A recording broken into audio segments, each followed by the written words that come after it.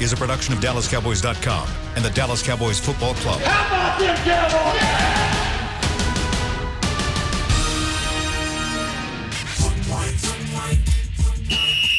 Let's go, baby! Are you ready for a break? Yes. Are you ready for a break? Absolutely. Ready for a break?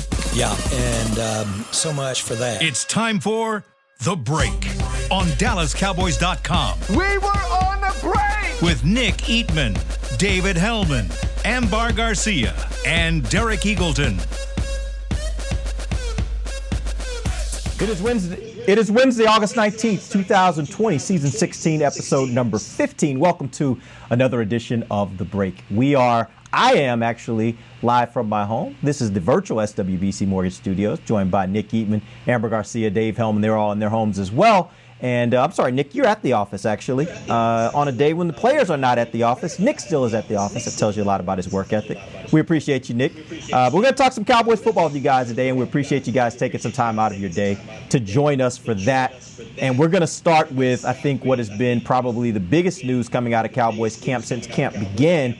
Gerald McCoy had a very, very busy last few days. On Monday, he tore his quad, or the ligament to his quad, in practice on Monday. Then on Tuesday, he had surgery, and then Tuesday afternoon, he's waived injured. Nick, I'll start with you. You broke the story for us. Tell me why he was waived, because I know a lot of fans were sitting there looking at that and thinking, "Wow, that seems pretty mean," I guess, for lack of a better way to put it. But why was he waived? Well, I think you have to go back all the way to when he was signed. When he was signed, they put a waiver into his under the contract to say that if something happens with the right quad, we can get out of this contract. And first padded practice, something really severe happens with the right quad. So something is weird there. I don't ever remember seeing an injury waiver on a specific body part like that. I guess, coming back from knee injuries or whatever, but we didn't think that this was going to be something that they would be watching, and then 10 minutes after the first pads come on, that happens. So they exercised their right to do that. They put it in there for a reason. It saves them about $3.5 million to $4 million over the next couple of years. So if you have a chance to save some money and then it happens that way, you're going to save it. So that's I think what happens. Yeah, it's interesting that would be in the contract with specific language even about it. That makes you think, or at least makes me think, that there was some concern from the standpoint of the Cowboys, and I guess an acknowledgement on the part of the representatives of Gerald McCoy that this was something that maybe could happen. I don't know if it was a previous injury or just something that they noticed in a physical, but obviously something there for them to put that in the contract. Dave and Amber, talk a little bit about kind of how the Cowboys move from here. Let's start with you, Dave. Talk to me about the replacement. What could the Cowboys do at this point to replace production that they thought they were going to be getting a guy who is a proven veteran in that position, a 3 technique, and even defensive end when they move to a 3-4. Talk to me about how they can maybe replace him. It's kind of funny to me that, it's a fair question. I'm not knocking you, but, that's the talking point. It's like, oh, my God, whatever will they do? As if they didn't spend the last 2 drafts addressing the position. And that just goes to show how much people don't trust what they've done. Tristan Hill's a top 60 draft pick. Neville Gallimore's a top 100 draft pick. 99% of the time, you look at that and say, all right, they're covered pretty well. But nobody has forgotten how disappointing Tristan's rookie season was, nor should they. So I don't blame people if they don't feel great about it, but you have 2 highly talented young players that can step into that. And when you had Gerald, it was a luxury. You're like, well, whatever they can give us is great, and that luxury is now gone. One of those guys has to step up. So I look at, the next 2 or so weeks as a big-time audition for both of those guys. And if they're not up to it, maybe you try to go hunt around for a veteran. But I think for the time being, you just throw those guys in the fire and see what they can do. I would agree with you, Dave, on the point of you would normally think a 2nd and 3rd round pick would be natural fits there, that you would just lean on them. But it wasn't like they signed Gerald McCoy to a 1-year deal. I'm sorry? What did I say? Chaz Green. No, I get that. You're right. Top You're right. 100 pick. I just think Chaz Green. But that also goes to my point. Like, they didn't go out and sign Gerald McCoy to a one-year deal. They signed him to a 3-year deal, which suggests to me that they wanted him here for the next several years, and they wanted those guys in a rotation. They thought there was a role for Gerald McCoy in addition to what those other guys could possibly bring. And so that's where I wonder, do they or should they consider maybe going out and looking for a veteran replacement, or just stick with what they have because there isn't really much out there right now? I mean, first of all, yeah, in terms of a pass rushing defensive tackle, there ain't a lot there for you. I know, a lot of people are going to bring up Snacks Harrison, and I don't like. Not the same. I don't necessarily think it's a bad idea, but Snacks is Dontari Poe. They're the same type of player. They are the gigantic run stuffing, space eating defensive tackle. Rushing the passer isn't really their bag. I think Snacks would make this team better, but it's also, that gives you 3, one technique, early down, run stopping, non-pass rushing tackles to go with Poe and Antoine Woods. And if you can only keep 9 or 10, at what point does that become superfluous? Because in terms of guys that can rush the passer, you have Gallimore, Tristan Hill. We know Tyrone Crawford can do a little bit of it. I think Alden Smith and Everson Griffin can both kick inside in a pinch. So it doesn't seem necessary right now after one injury. I mean, injuries happen all the time. So, like I said, I think your best bet right now, until they prove they're not capable of doing it, is to hope that the young guys can step up. So, Amber, with all that... The problem with that, Dave, is like, how do you get a chance to actually really, truly prove that without preseason games? And that's my thing. Like, I think they should be looking around right now and see who else they can possibly bring in here just to add extra help. You tend to forget about the possibility of injuries. At least I know I do until it actually happens, and you're like, oh crap, this happens. Let me look further deep down into the position, and we know that Dontari Poe, he's coming back, but now that's in the back of my head at least. He's coming off an injury. Is he gonna be able to hold up? What are these younger guys going to be able to do? Can they show enough during this time without preseason games? So that's the biggest thing right now for me, is just I'm being so extra critical at this moment just because I know we don't get the chance to see preseason games. Okay, so let's do this. Let's go across the board. I want each of you guys to tell me, how big of a loss do you think this is for this Cowboys team as it's currently constructed? Nick, let's start with you. I think it's a big loss, actually, because I think he was supposed to come in and really help be a locker room guy as well. So, like you guys are saying, the backups, they didn't know if they really wanted Antoine Woods. I mean, there was took a while to get him to, come back in. I guess he wanted a long-term deal. But anyways, I think it's a big loss because I just think that there's so much uncertainty there. There's uncertainty with Poe. Crawford's not really a natural tackle, so until they get somebody else in here, I think it is a pretty big loss. Amber. Well, I just said it. It's huge. I think that the Cowboys are in need, especially this year, because of the circumstances. They are in need of someone who's a veteran guy who has the experience, who you don't need to feel so concerned about whether or not you can plug the guy in and have that guy be able to perform at the level that you want them to. So I think that the veteran need right now is very high, and they just lost that. Dave. It is what it is. I'm not going to try to say it's not a big loss. I agree with Nick. I think what McCoy would have brought to the table from a locker room culture standpoint, I don't think you can underestimate that, especially with 2 young guys like Gallimore and Hill. Fortunately, McCoy said on Instagram last night that he's not planning on going anywhere. He can't come in the building because he's not on the team anymore and because of COVID, but he's gonna stay mentoring these guys, stay in touch. So that's nice.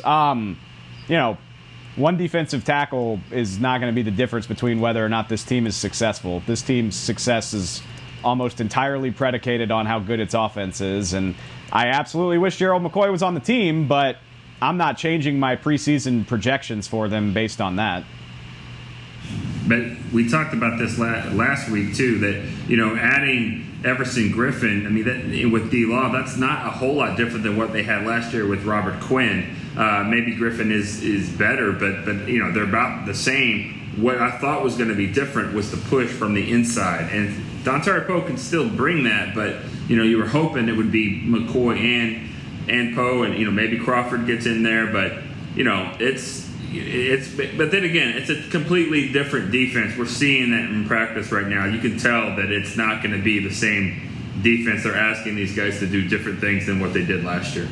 Well, Nick, I will say this: I do think Alden Smith adds a little bit more to that. Because as Dave said a little earlier, I think he can pop down. I think Griffin can pop down. So when you start talking about pass rush situations, third down, you're probably going to have all three of those guys, all three of those pass rushers on the field, maybe Tyrone Crawford as the fourth.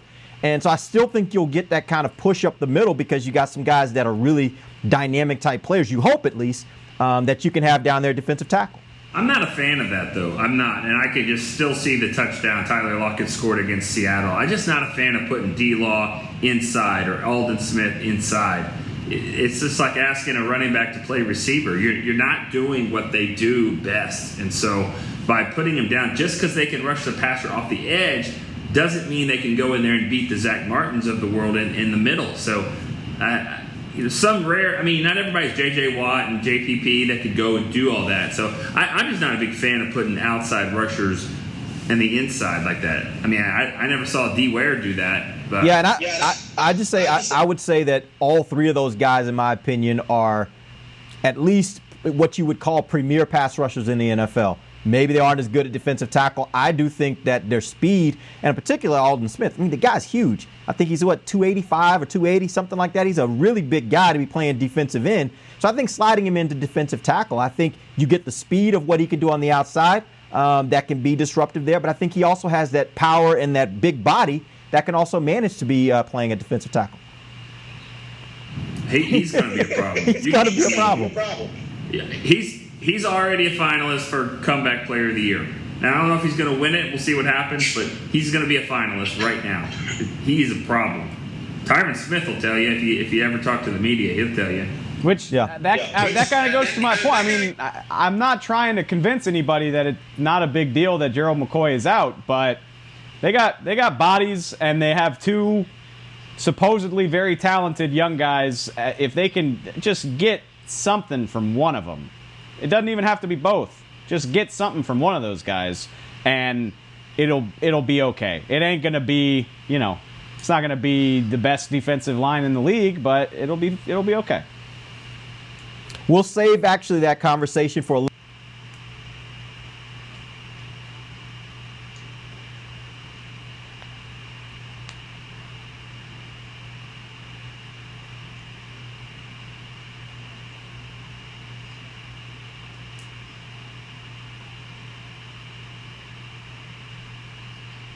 Looks like we're having some issues with Derek. Just real quick, I don't know where he's going with that next point. Derek, you back? Oh, he's back. I think I'm back now. I don't know where I was going to go with that next. Maybe, I don't know. No. Well, I guess what I was going to ask you guys was, we've heard some of the questions that are happening from Coach, as well as some of the players about the fact that they think that there's going to be some that they may kind of switch between 4-3-3-4. They may do a little bit of both.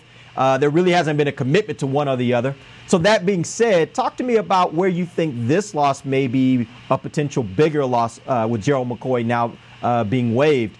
When you talk about those other two guys and the other guys that are left on the defensive line, do you think this can affect the Cowboys and maybe push them in one direction or the other, 4-3 versus 3-4? Let's start with you, Amber. Why are we still talking about this? I get so upset at this subject. Honestly, these guys and you guys sound so comfortable, I guess, even the way that Dave was speaking of how he feels with what they got right now and the possibility of these other guys being able to step up. But to me, I'm at a point where I'm done trying to convince myself at the beginning of the year. Now I'm like, you need to show it to me. You need to make it happen. I don't care what they do, whether it's a 3-4, 4-3.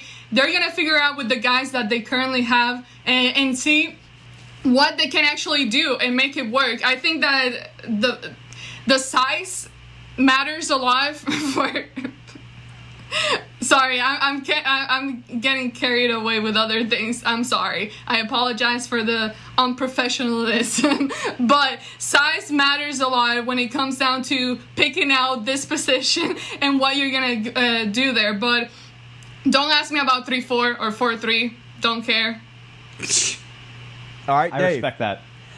I want to, Mike McCarthy, if you're watching this, don't get mad at me. I'm not trying to give your game away, but I want to point something out, I guess, which is that what we've seen to this point mainly is Aldon Smith and DeMarcus Lawrence rushing the passer from a 2-point stance. Not necessarily a 3-4, because it's a 4-man front still. Like there's a 1 technique and a 3 technique in there usually when it's happening. It's not this massive, crazy change to a 3-4 front with a true nose tackle, a 0 technique. For that matter, Dontari Poe, the guy who fits that role the best, has not practiced yet. So, obviously, they have the personnel to do that, but I don't want to give people the wrong idea that they're running all these different fronts. It's a 4-man front. They're just rushing their ends from a 2-point stance. So... it's been different. Don't get me wrong, but it hasn't been this crazy departure. I think that's going to continue to be the case. I think it's going to be a different presentation of what we're already used to, for the most part, in my opinion. I disagree, though, Dave, because I think it's not just a 4-man front. I mean, it's really a 5-man front when you think of the defensive line, because I still think of Aldon Smith as a defensive lineman and Griffin and D-Law and those guys as D linemen. So when they're both out there standing up, I think that's, I don't really call that a 4-man front, because... Well, who's the fifth guy? Well, it's from what we've seen, we saw a nose tackle, which will probably be Poe, but we haven't seen that yet. But it was McCoy, and it was Crawford, and then D-Law and Aldon Smith as 5, because you're only seeing 2 linebackers. But it's not like they're just playing one thing. What Dave saw, he saw. I saw some other things. There's nickel, there's dime. That's why they don't want us talking about all this stuff. That's why no coach wants that, because they're just trying out different things. Yes, there'll be 4-man fronts. There'll be 3-4 looks. There'll be 4-3 looks. There'll be 5-2 looks. There'll be all of that. That's what Mike Nolan's known for. Yeah, and I would suspect that there are going to be times when, and this is just kind of the whole idea of using a 3-4 versus 4-3 defense.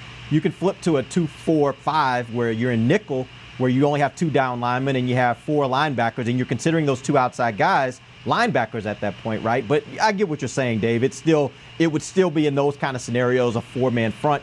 Look, the point is, I'm wondering, is Gerald McCoy being gone, how does that affect their ability to be able to have a 3-man front versus a 4-man front? Because obviously you're talking about defensive tackles, their roles change quite a bit when you talk about 4-3 versus 3-4. And that's where I'm a little more trying to get to what you guys think about this. Can Tristan Hill or Gallimore stand? Can they play, let's say, defensive end in a 3-4 as well as play a 3 technique in a 4-3? That's where I'm trying to figure out where you think there's a bigger loss of Gerald McCoy. It makes me kind of wonder with this scheme. It makes me wonder why they didn't have a lot of interest in bringing back Malik Collins. I think he would have been a good fit for this, but they know more than me, obviously. But I'm not really sure how the McCoy injury is going to affect everything. I don't know who they've got to replace that spot. I think Tyrone Crawford, though, can somewhat do it, especially if it's kind of I've always thought Crawford could play a 3-4 defensive end. So, well, that's why he was brought here a billion years ago. I think Tyrone can do it. Honestly, I think Antoine Woods could probably do it. He's not ideal by any. Antoine Woods is not ideal to play on the defensive line in the NFL, but he makes it work. I think they could both do it.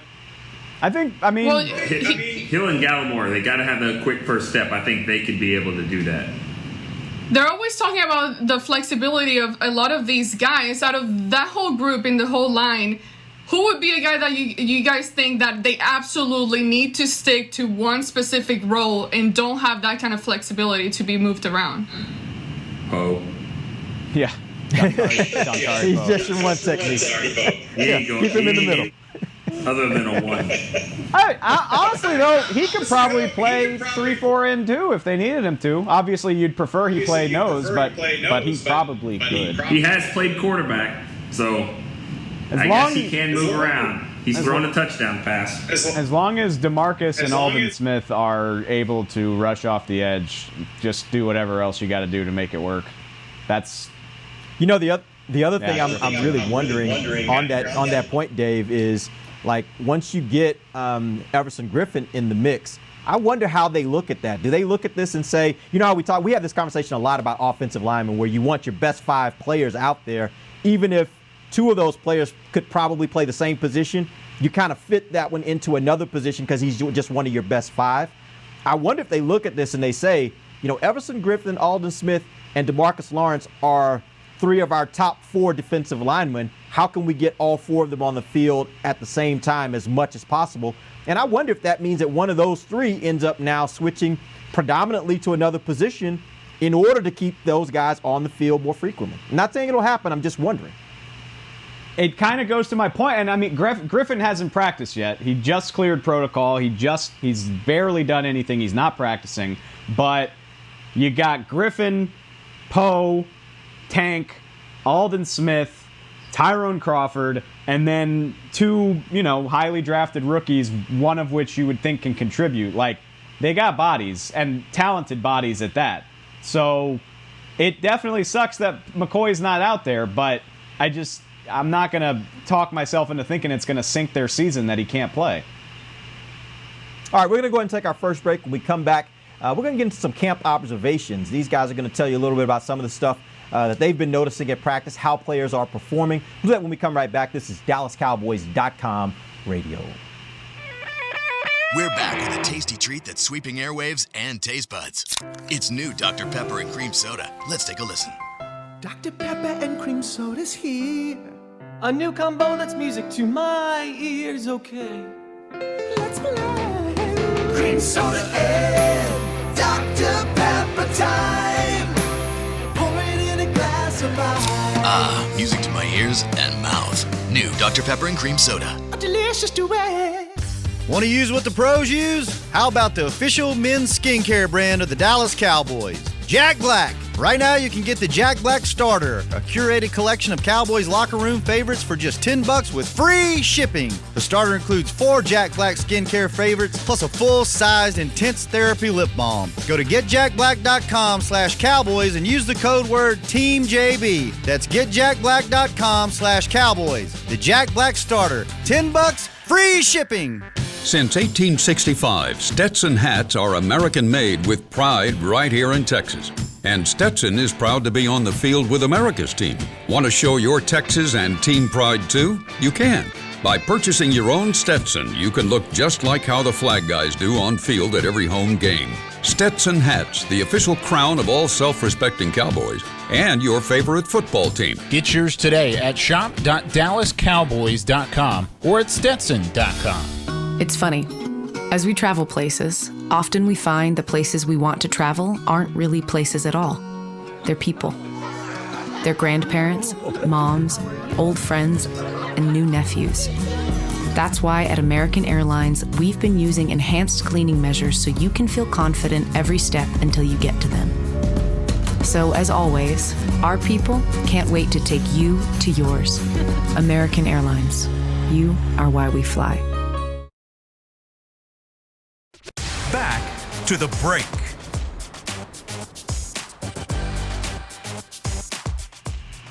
Welcome back. We're in the second segment of the break. I'm live from the virtual SWBC Mortgage Studio here in my home. I'm joined by Nick Eatman, Dave Hellman, and Amber Garcia. They are all from their homes, except for Nick, who is at the Star. Cowboys are off today. They are not practicing. The players have a day off. They'll be back on the field tomorrow. So we'll have some more coverage from practice tomorrow and again on Friday before they have another off day on Saturday. I think Wednesdays and Saturdays are going to be their off days here throughout these couple weeks of training camp. let's get into some camp observations.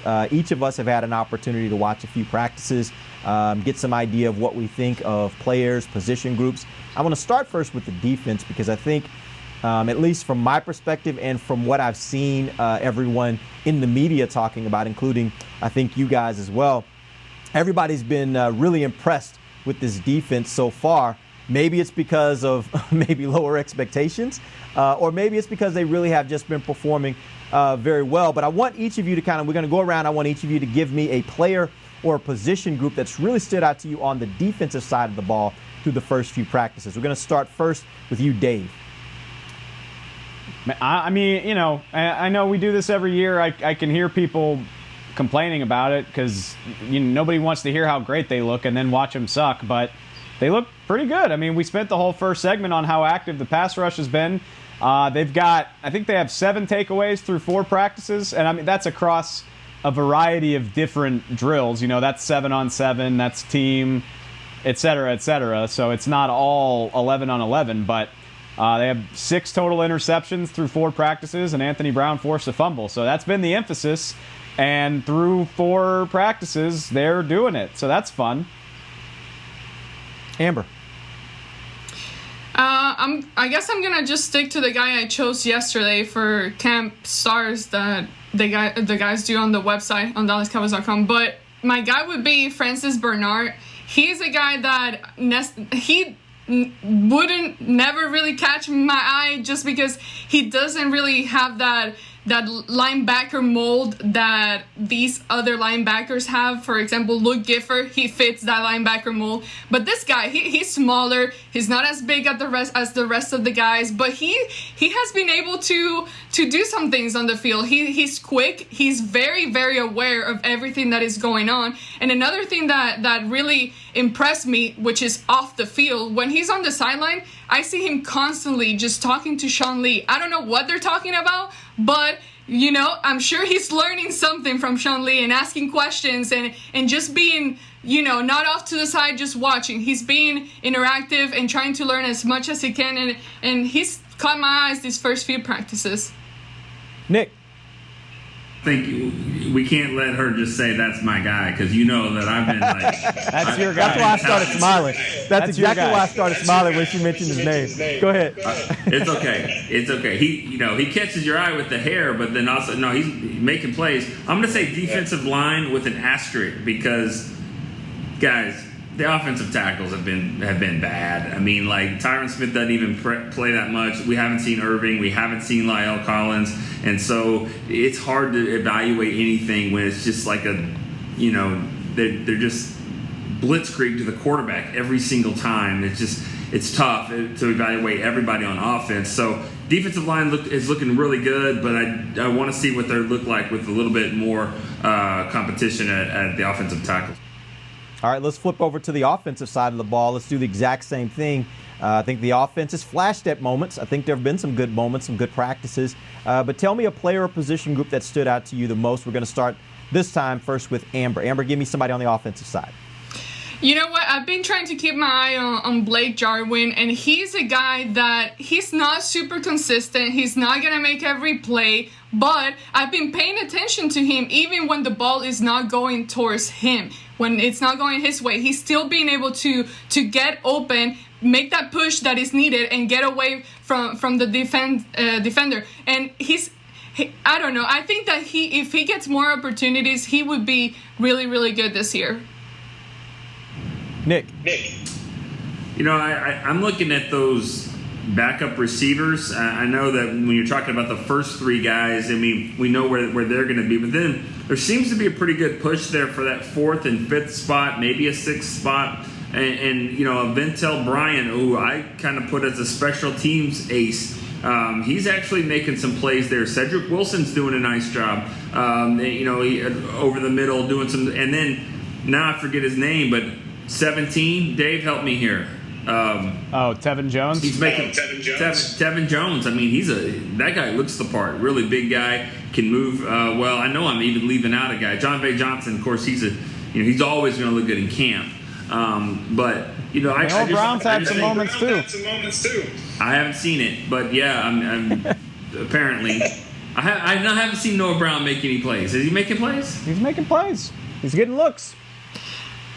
He's moving around, at least. He's going to be on the Giants practice squad. Y'all don't have to believe me if you don't want to, but he's catching balls. He's catching balls. I mean, the one thing we got to remember here is Noah Brown was a pet cat of that previous coaching staff. We don't know that he's walking in the door this year with that same kind of love coming from the coaching staff. We'll see. Nick's absolutely right. If he doesn't make this team, he'll be in East Rutherford on like the absolute next flight. No doubt about it. No doubt about it. All right, let's talk a little bit more about the offensive side. Nick, you alluded to. You don't even want to talk to me? You don't want to? Okay, don't even want to talk to me? I'm sorry, Dave. I thought I'd already gone to you, Dave. Give me your offensive guy or position. I mean, no, I'm going to take this opportunity to be a downer. I mean, we could go. Oh, we could really? No, I mean, the receivers are great. If you follow our coverage at all, you know that Zeke and Pollard are doing a lot of stuff in the running and the passing game. It makes me nervous what's going on with the right tackle spot, to be honest with you. I mean, Nick already laid it out perfectly, but, if Lyle Collins and Cameron Irving weren't hurt so bad that they opened the camp on PUP, which if it was really bad, you assume that they would, but they haven't practiced yet. We haven't seen them do anything competitive, and nobody wants to talk about why. And maybe it's not serious, but it's kind of hard to evaluate what the offense is doing when Dak is theoretically getting killed every other time he drops back. I mean, it's training camp, so you can't hit him, but DeMarcus Lawrence probably has 8 sacks through 2 padded practices. I would really like to see one of these experienced right tackles get back into practice, hopefully sooner rather than later. Yeah, What's the point? Go ahead, Amber. I was gonna ask, what's the point of being so secretive about whether it's an injury or illness? I don't understand why they're being so secretive about it. Because you can. That's my best name. Because you can. And I don't necessarily, it's frustrating for us in the media, but I don't necessarily blame Mike McCarthy. He said it himself. It's like, it's one of the few advantages that he has is, it's a first-year staff, so nobody 100% knows what to expect, and they don't have to play on TV, so he doesn't have to expose his roster if he doesn't want to. So it's annoying, but if he wants to be super secretive, he can do that in these circumstances. And think about it, you could take it even a step further with that. Usually a new head coach, a new coaching staff would get an opportunity to be able to have a few extra training practices during the offseason. They didn't get that this year. So whatever advantages were actually built into the NFL system for new coaches, they lost that as well. So really, this is kind of the only advantage they have right now is that nobody knows what the Cowboys are really going to be able to do because there will be no preseason game. So literally, they will walk on the field for the first time against the Los Angeles Rams, and that will be the first time anybody in the NFL will get an idea of what the Cowboys will be trying to do offensively and defensively. So that's an advantage, and they want to try to take advantage of that as much, and I really can't blame them for that. This about the injuries. I mean, this is something, like Dave said, this is something you can do right now, so they're doing it. But I wouldn't worry too much about this is going to be the way it is all year because the NFL won't allow that. So once we get to get to the regular season, when the official injury report has to come out, now there's ways around, revealing everything, and I think there's a certain team up Northeast that does it better than anybody. But I do think that you'll have to put the specific injury out there, so I'm not too worried about it. In training camp, it's kind of vague, but I think it'll get better as the season goes on. Did you guys say? Oh, go ahead, Dave. Sorry. Go ahead. I will say it's amateur and it's not. It ain't scientific, put it that way. But I mean, Lyle Collins has been at practice every day.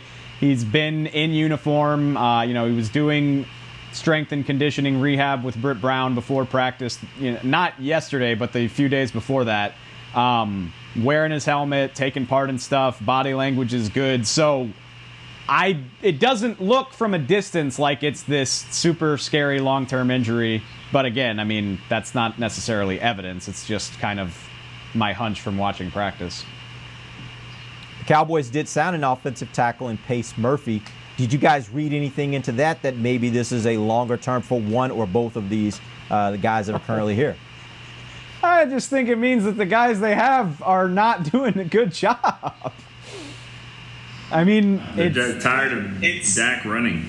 I think Terrence Steele and Wyatt Miller, God bless them. I'm not trying to hate, but they must be having nightmares when they go back to their hotel rooms at night because they're having to deal with guys like Aldon Smith and Tank Lawrence, and that's not easy for Lyle Collins, let alone somebody who just got here who's 5th on the depth chart. So I think they're just trying to throw bodies at it and get through practice. Can we get Isaac in there? Can Isaac start making some plays?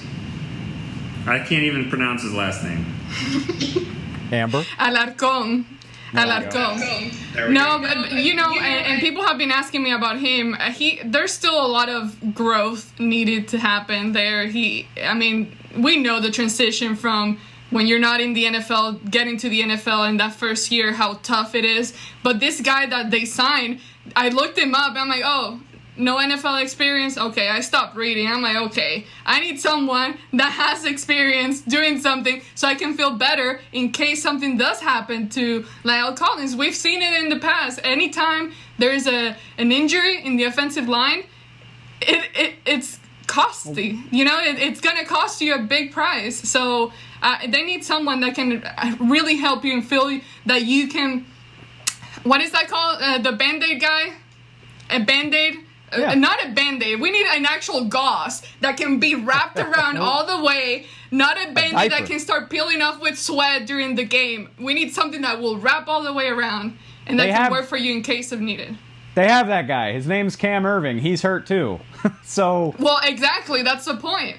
Well, AG, you're like, I need a Pro Bowl 4th string tackle, and that's not how it works, my guy.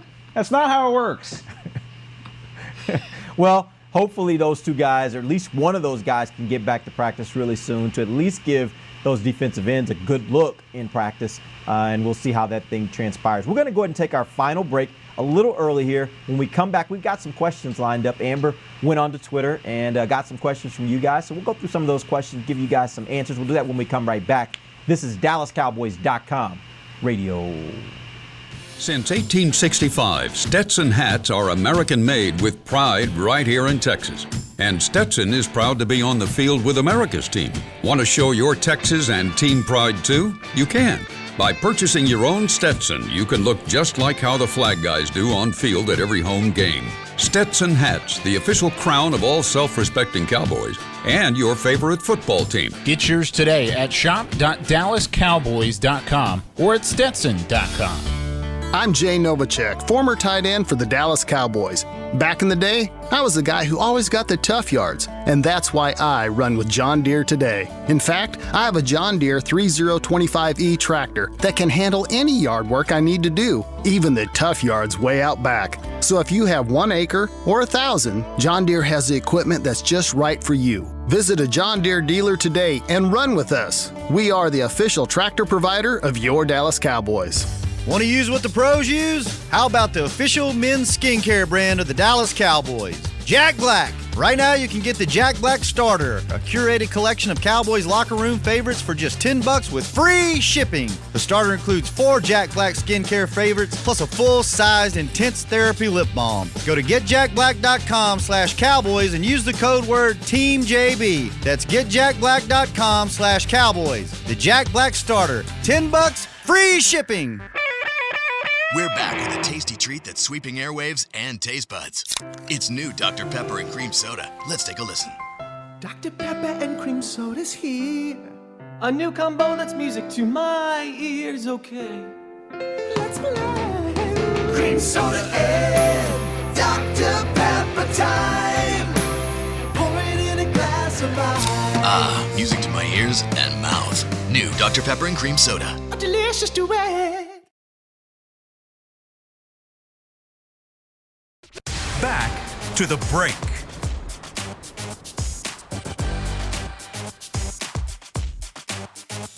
Looking for something to change up your dinner routine? Help support local Frisco businesses by choosing one of the Star District restaurants. For information on delivery, takeout, curbside pickup, and dine-in availability, visit thestardistrict.com. Welcome back to the break. We are live I am at the virtual SWBC Star Studios at my home, and I've got Nick Eatman at the Star. We've got Amber Garcia at her home, Dave Hellman at his home. And it's time for a few questions. Amber went to Twitter last night, got some questions from you guys. Looked like there were a lot of them flowing in, so let's see how many we can get to. Amber.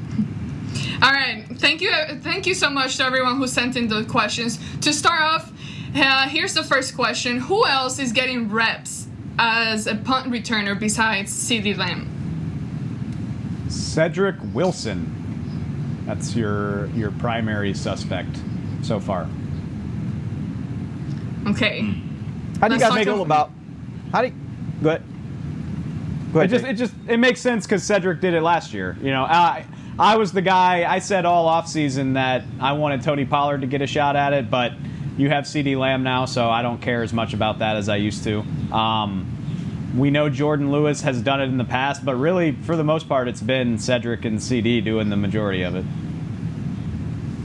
If CD turns out to be your primary returner, how do you guys feel about that after seeing what he's already been able to do so far at receiver? Because I think we all watch him at receiver and are very, very impressed with what he's able to do there. How concerned are you in putting him in a return role if you think they're going to use him as much as we think they will at wide receiver? I'm not concerned at all. I mean, I just think that you got to get the ball in his hands. It's going to be hard to share it on offense with all the guys that they've got.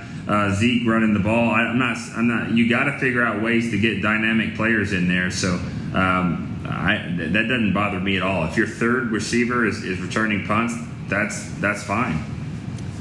I'm always the guy that, I don't want good players to play in the preseason, but that's because the preseason's meaningless. Returning punts is not meaningless. Field position is crucial. It cost the Cowboys like at least 2 games last year. I want dynamic players with opportunities to touch the ball, so I'm all in on CD returning punts. I love it.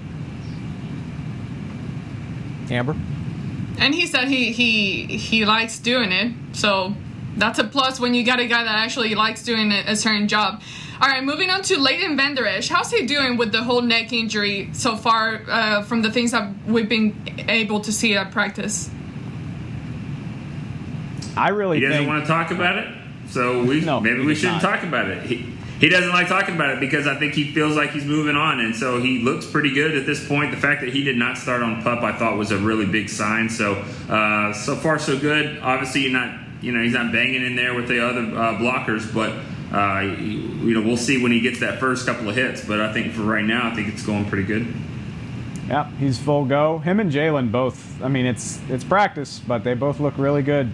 I've been really impressed with both of them so far.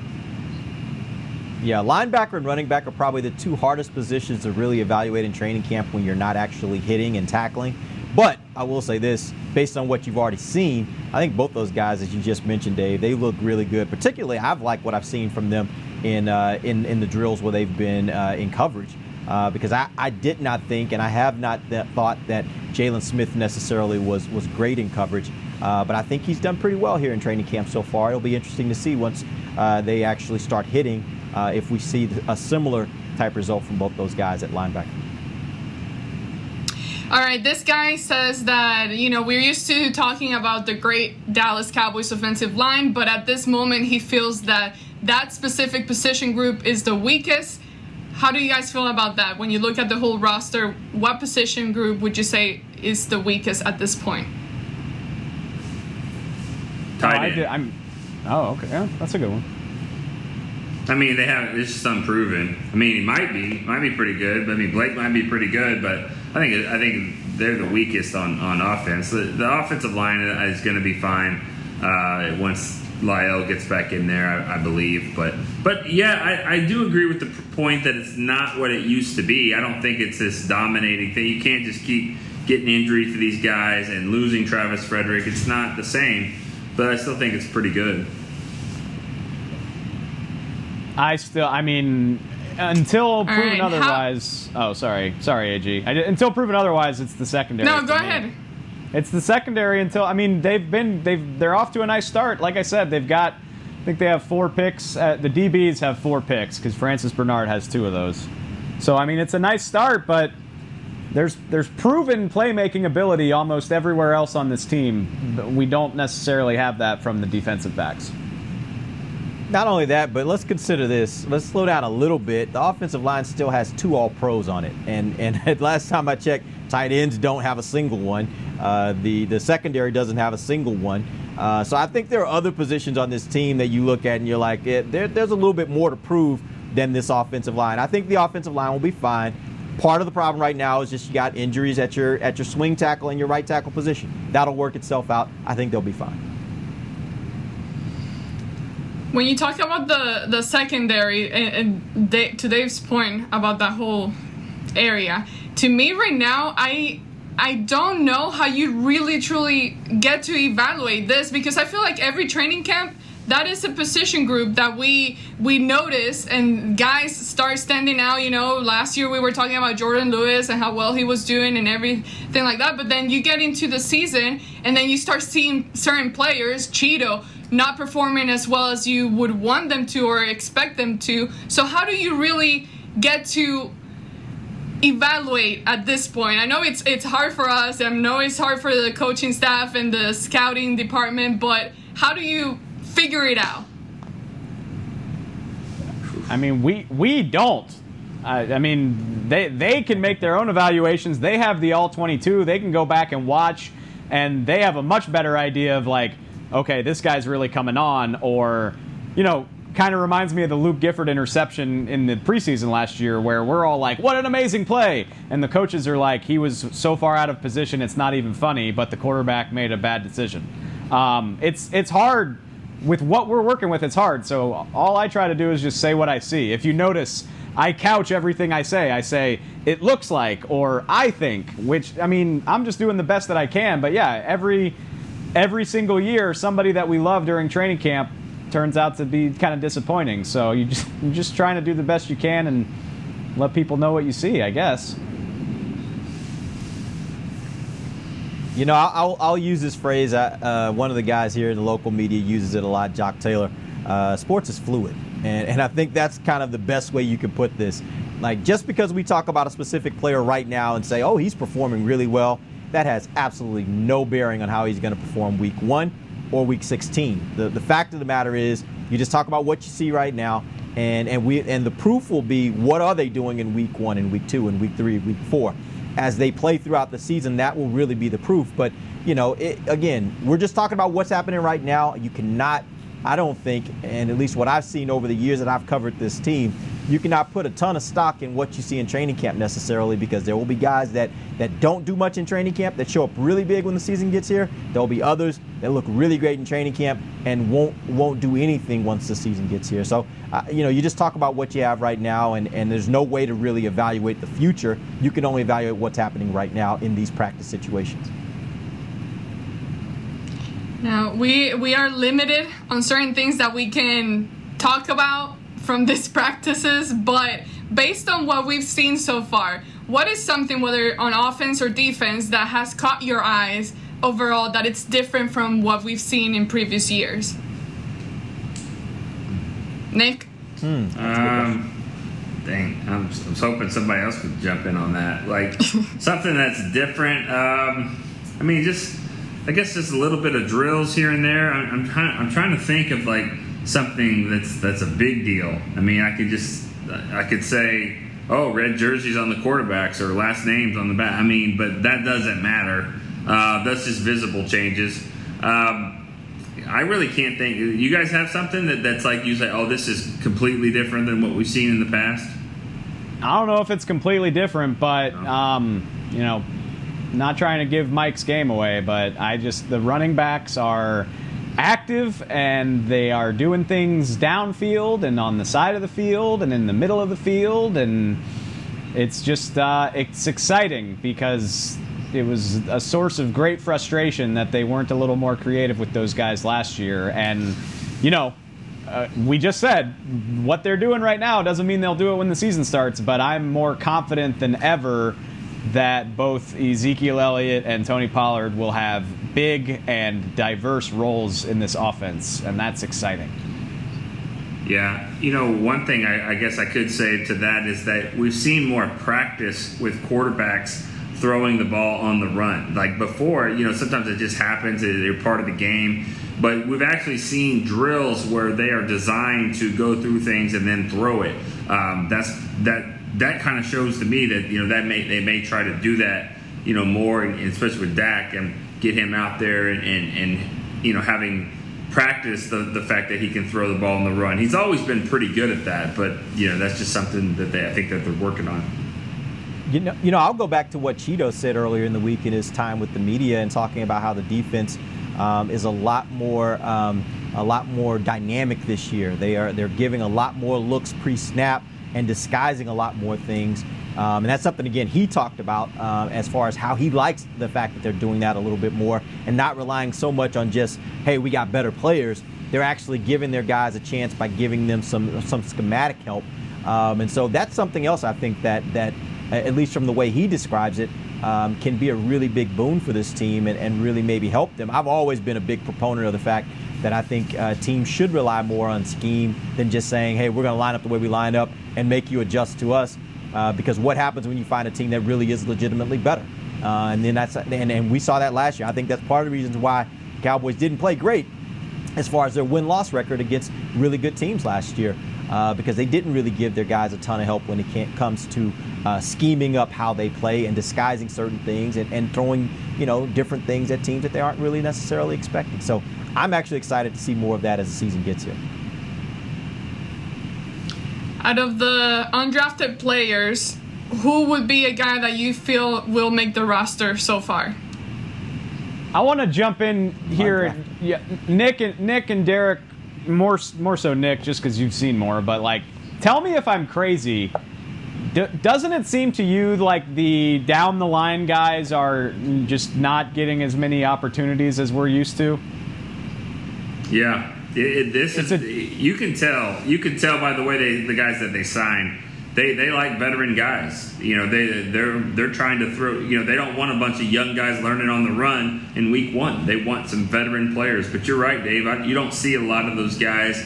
Francis Bernard has been one who's played a little bit, but I think we're just saying that because he's made the most of the opportunities. I don't think he's jumping in with with first team reps or anything like that. No, I mean, and I don't know this for sure, but my impression from watching these first few practices, remember, we've said it already, they didn't have an off season. There's no OTAs and no minicamp, so that's 15 practices that you typically use to install everything.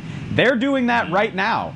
I know they had their virtual sessions, but they are installing on the field for the first time, and I think my perception is that the coaches really want to make sure that the top of the line guys that are going to be playing in the season know their stuff, because they are getting so much more opportunity than the down the line guys. The season's already, it's like 2.5 weeks away.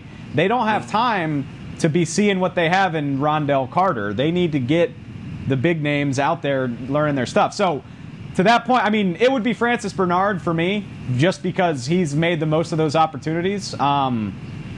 I struggle to think of any other undrafted guys that have really gotten a chance to do a lot of stuff, to be honest with you. 42 gets the ball a lot. Is that Rico, maybe? I don't know how to say his name. But Rico Dowdle. Dowdle from South Carolina. He gets the ball a lot, and he's not doing a whole lot with it. But to your point, Dave, where they've had 4 practices so far. I think they've had 4. And when you go back to the 2 weeks after the draft, or it used to be 1 week after the draft, the rookie free agents all the rookies get a mini camp of 3 days. That's just by themselves, rookie mini camp, so they get 3 practices under their belt. Here we are in the middle of August, and they're sitting at 4 right now. So, they should have had way more time than this. So, yeah, it makes sense that, they're not going to get it in 2 or 3 weeks. So CD will, but that's it. We can't have our eyes everywhere all the time. So there's a good chance that I've missed something. But I swear, people have been blowing me up about Bradley Anae, and I understand why. He's an exciting draft pick. I, with my own eyes, have not seen him take a pass rush snap in a 11-on-11 setting. I'm sure he has done it once or twice, But he ain't getting in there a lot because they're deferring to the veterans to try to get them up to speed. At least that's what it looks like to me. And Reggie frankly, Robinson. This is something. Go ahead, Nick. I said Reggie Robinson got a few snaps, and we noticed it because he was getting beat, like down the field. So, I mean, we got asked about it on a mailbag, like, where's Reggie Robinson? And it's like, well, he's just trying to learn, and it's like, well, there he is. I don't know if that's a good thing, but I mean, it's these guys' heads are spinning right now. You know it. And frankly, this has been talked about around the league. I think every team is looking at the same thing and saying, it's going to be very difficult to get time or to allocate time for rookies, let alone rookie free agents, for them to really be able to work in and figure out what's going on and get up to speed enough to be able to play week one when you have a condensed training camp, no off season. It's almost impossible. And so it is a year when veterans are actually going to be at a premium. And I'm interested to see what happens here when teams have to cut. Are there going to be some draft picks that normally would not get cut that teams feel like they got to part ways with because they just didn't see them and they got to keep some of those veterans? I want to see how this all plays out because I do think veterans are in a very, very precarious situation. Which, that plays into why somebody like Mike McCarthy doesn't want us videoing and tweeting about his team, because odds are he's not going to have a great idea of what he's letting go of when it comes time to cut the roster down. Yep. It's going to be tough. But a position that we haven't really talked about, but we've learned that is very, very important on the team, is kicker. How has the kicker been doing so far? I believe he's perfect. He's perfect. But he's kicked one time. The differences, we're still getting used to it, but like you can tell the differences in the way that these coaching staffs do stuff. Special teams under McCarthy and John Fossil, it dominates. It's like the first 30 minutes of practice is all special teams work. But that's blocking and assignments and stuff like that. Greg Zuerlein has only kicked field goals one time in 4 practices. And I think his long was 43, so they're not even asking him to do super long-range stuff. So he looks all right to me. They haven't done a lot with him, but and let's be clear, that means that may only be the kicks that he's doing in front of us. There are other fields, so he could be working. True. Like if the team is working indoors, he could be working outside kicking. I don't want fans to get the idea that he's sitting on this, just kind of sitting in the locker room doing nothing. I think he's probably kicking. It's just in different location than when the media is. Right. Okay, thoughts on Drew Pearson? We haven't really talked about him, but he's gotten some big news yesterday. Thoughts on him getting a step closer to Canton? I'll take this one. I'm really excited about it. I know that doesn't necessarily mean he's in, but I think the writing's on the wall there that with him being the only senior addition there from the seniors committee, I think it's going to happen. Usually at this point either they don't not get in. So yes, everyone remembers the video, and he was upset, and rightfully so. I mean, he deserves it, and I'll say this. Everyone can have their own opinion. I've said this 1,000 times. I'll say it again, though. When you think about the history of the Dallas Cowboys and the memorable moments, memorable games, Hail Mary, the Clint Longley game, even Dorsett's 99-yard run, the game against the Falcons in the playoffs when Danny White came back, Drew Pearson's in there for all of it. He is the history of this team. He started number 88, and he's the only offensive player that in the decade of the 1970s, all-decade team, not in the Hall of Fame. Long overdue. It needs to happen, and it sounds like it will. Yeah, that video last year was heartbreaking, and I honestly, I just want to see the right thing be done here. Like you said, Nick, I think he certainly is deserving, and I think he had every expectation that last year, with the increased number of guys that were going to be going in to celebrate the NFL anniversary, I think he rightfully thought he would be a part of that, and he wasn't. Yeah. And I hated that for him. I hated to see him go through that. I think the NFL needs to do right by him, and he needs to be in the Hall of Fame. It's weird to say, but I kind of think the video might be why this happened. Honestly, it kind of went viral, at least among NFL fans and media, and I think a lot of people saw that. Not everybody pays as close attention to the Cowboys as we do. I think a lot of people were like, wait a second, Drew Pearson's not in the Hall of Fame? Like, are we serious right now? And I think that probably gave him a groundswell of support that maybe he didn't have before. So, I mean, I hate it for him. It sucks that had to happen. But in a weird way, I think that video kind of maybe put this on the map. You know, you guys remember a linebacker that played with Lawrence Taylor. His name was Harry Carson. He played for the Giants for a long time. He was a finalist in the final 15, 8 years in a row, and didn't make it. And he said, "Do not put my name in here again. I'm removing my name. I'm out. It's just not happening." He got in next year. That next year he got in. So I don't know. Maybe that just has to happen. Sometimes people need a wake-up call. And I know sometimes there are probably extenuating circumstances. None of us is in the room when they're making those decisions, so I don't want to kill those guys too much. But I just think at this rate, like you said, Nick, if you want to talk about the history of the Dallas Cowboys, and the Cowboys are a very historied franchise that is probably one of the most in the NFL, one of the most storied franchises in the NFL, and so many of those stories have Drew Pearson being a part of them. There's no reason, like you hear that phrase all the time, can you tell the story of whatever without whoever? Right. Well, I don't think you can tell the story of the Dallas Cowboys without Drew Pearson being a part of it, which means, and he has the production on top of that. I think he needs to be in the Hall of Fame. Yeah, and you can't just look at numbers, because numbers, like with the guys in the 70s, the way the passing game was, 14-game schedules, it's not the same. Keenan McCardell has more stats than Drew Pearson. It's not the way it is. It's just what he meant to the team, the organization, and that success. He's definitely deserving. So it looks like it's going to happen. All right. We appreciate you guys joining us. Thanks, Amber, for getting all the questions. Thank you for all you guys who actually sent questions. We appreciate you taking some time with us. We'll be back next Wednesday, 11 a.m. for more From the Break. Till then, for Nick Eatman, Dave Hellman, Amber Garcia, I am Derek Eagleton. This has been The Break, live on DallasCowboys.com radio. This has been a production of DallasCowboys.com and the Dallas Cowboys Football Club. How about this, Cowboys? Yeah!